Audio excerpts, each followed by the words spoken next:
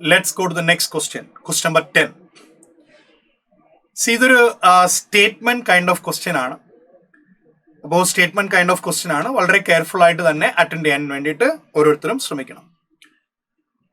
ആദ്യത്തെ സ്റ്റേറ്റ്മെന്റ് പറയുന്നത് 4F and 5F series. അപ്പൊ ഇത് എഫ് ബ്ലോക്കിൽ നിന്ന്, ഓക്കെ, പക്ഷെ എഫ് ബ്ലോക്ക് എന്ന് പറയാൻ പറ്റില്ല, കാരണം പിന്നീട് അങ്ങോട്ടേക്ക് വരുമ്പോൾ നമുക്ക് തോന്നുന്നത് പീരിയോഡിക് പ്രോപ്പർട്ടീസ് എന്ന് നമുക്ക് പറയാം. So this is A question from periodic properties.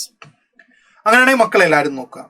ഏറ്റവും ആദ്യം the 4F and 5F series of elements are placed separately in the periodic table to preserve the principle of classification. അപ്പൊ അതൊരു ശരിയായ സ്റ്റേറ്റ്മെന്റ് ആണ്. രണ്ടാമത് നമ്മൾ നോക്കുകയാണ്, what is second one? Second one, yes, block elements can be found in pure form in nature. മക്കളെ നടക്കാത്ത കാര്യമാണ്, കാരണം എന്താന്ന് ചോദിച്ചാൽ ആൽക്കലി മെറ്റൽസിന്റെ ഏറ്റവും ഇമ്പോർട്ടൻ്റ് ആയുള്ള ക്യാരക്ടറിസ്റ്റിക് നമ്മൾ പറയുക, അവര് ഹൈലി റിയാക്റ്റീവ് ആണ്. നിങ്ങൾക്ക് തന്നെ അറിയാം, സാധാരണ അതിൽ നിങ്ങൾ സോഡിയം എടുത്ത് വെള്ളത്തിലേക്ക് ഇടുകയാണ്, സോ ഇറ്റ് ക്യാച്ചസ് ഫയർ അല്ലേ. അപ്പൊ എല്ലാ ആൽക്കലി മെറ്റൽസിന്റെയും അപ്പൊ വെള്ളത്തിൽ വെള്ളം കാണുമ്പോൾ അവർ വെറുതെ കിടക്കും എന്ന് നമുക്ക് പറയാൻ പറ്റില്ല. They will have some reactivity.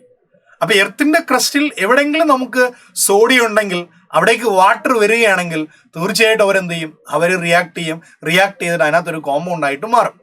അപ്പോൾ ആ പോയിന്റ് വായിച്ച എല്ലാവരും, yes, block elements can be found in the pure form in nature. So that's not a correct statement.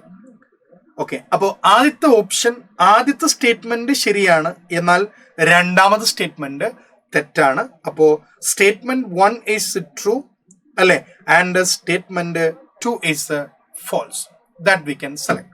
ഓർക്കുക, ഇത് ഏത് ചാപ്റ്ററിലെ ക്വസ്റ്റ്യൻ ആണ്? പീരിയോഡിക് പ്രോപ്പർട്ടീസിലെ ആ ക്വസ്റ്റ്യൻ ആയിട്ട് നമുക്കിതിനെ കരുതാം.